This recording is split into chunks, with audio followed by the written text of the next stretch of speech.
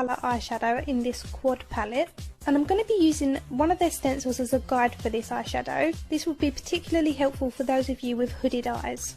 So this is going to give me a nice dome shape for my eyeshadow. I'm holding the stencil firmly in place and I'm working the brush over the edges all across the mobile eyelid and down to the lash line.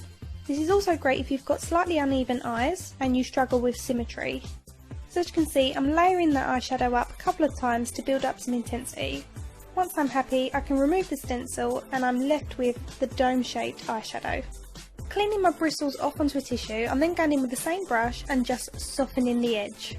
If you've got hooded eyes, you may want to leave it in this shape. I want to create more of a wing.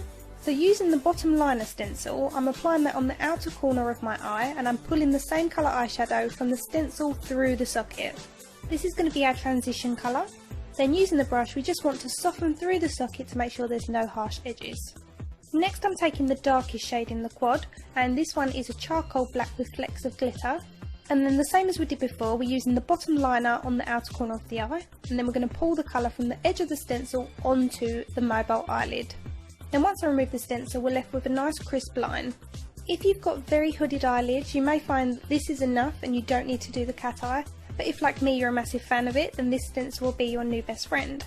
I'm popping my eyelashes through the stencil, and I'm lining the outer corner up with the nice crisp line that we've created with the previous eyeshadow.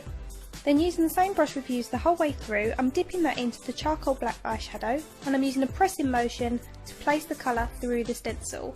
It's key to do this in pressing motions because you don't want to push the colour underneath the stencil or else you'll ruin the shape. We're looking to create a nice crisp cat eye, and by patting the colour on we're going to achieve this.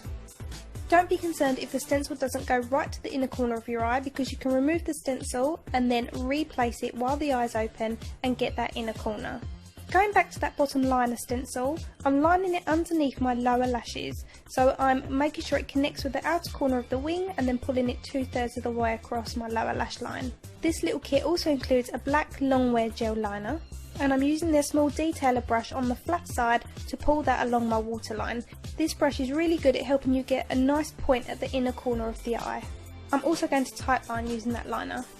Then it's time to just apply some mascara to your top and bottom lashes. You can also apply a pair of false eyelashes if you like.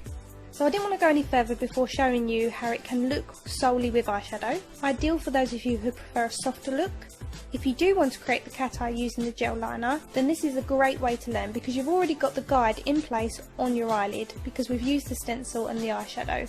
So all you need to do now is trace over the line. It's very simple and it's a great way to perfect your skills of doing eyeliner. If you find you don't have a very steady hand, you can always place the stencil back over the eyelid and then just apply the gel liner through the stencil.